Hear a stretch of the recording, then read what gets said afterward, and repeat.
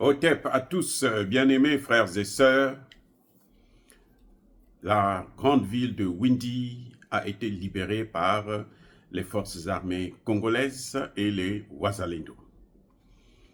Windi, c'est cette ville où il y a 2 semaines et demie, 3 semaines, les militaires, les deux adjoints du général Chico, deux colonels de l'armée congolaise, qui travaillaient malheureusement pour le Rwanda, ont évacué la population pour laisser rentrer les mercenaires, les terroristes rwandais du M23 et ceux de l'armée rwandaise. Ils se sont arrangés. Ils ont d'abord envoyé, quand le général Chico est allé en mission, ils l'ont piégé. Malheureusement pour eux, le général Chico avait été averti très tôt et il a trouvé un moyen pour échapper à cet attentat. Mais, entre-temps, eux, ils ont demandé à la population d'évacuer parce qu'ils se disaient que la population doit quitter. Et ils ont demandé aux gens qu'ils ne pouvaient pas assurer leur sécurité. Les Rwandais sont en train de venir en force.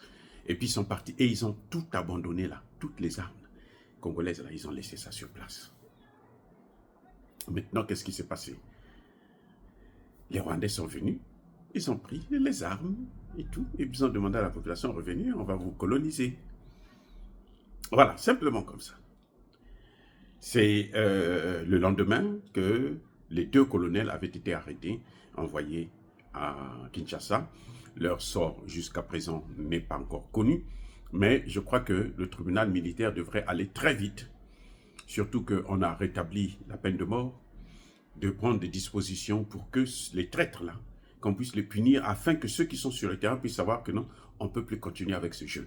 Bref, en tout cas, la bonne nouvelle, c'est que cette fois-ci, les militaires ont repris la même ville.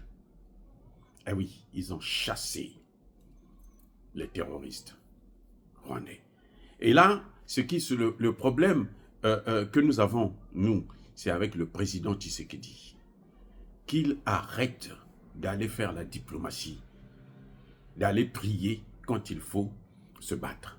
En ce moment, ce qu'il faut, c'est des armes. Ce qu'il faut, c'est mobiliser la population. Ce qu'il faut, c'est équiper les militaires. Ce qu'il faut, c'est augmenter le salaire des militaires au lieu d'augmenter le salaire des députés et des sénateurs, qui ne foutent absolument rien, qui d'ailleurs, pour beaucoup parmi eux, travaillent pour le Rwanda. Parce que vous savez, l'administration et l'armée congolaise a été infiltrée au plus haut niveau. Même autour de Tshisekedi, parmi ses conseillers, il y en a beaucoup qui travaillent pour Kagame. C'est ça le grand problème que l'armée congolaise a actuellement. Mais en tout cas, c'est une bonne nouvelle, c'est que la ville de Windi, que l'armée congolaise, les traîtres de l'armée congolaise avaient donné à Kagame, a été reprise. Et Windi, c'est une très grande ville dans la zone de Goma. Et la reprise de cette ville vraiment donne un espoir pour les Congolais.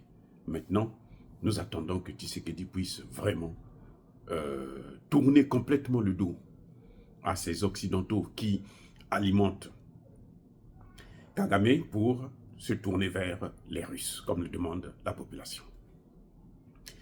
Dire cela, c'est inciter à la haine ou à la violence? Non. Encore une fois de plus, soyez bénis, abondamment bénis par le Dieu de Kémit et par nos ancêtres angélisés.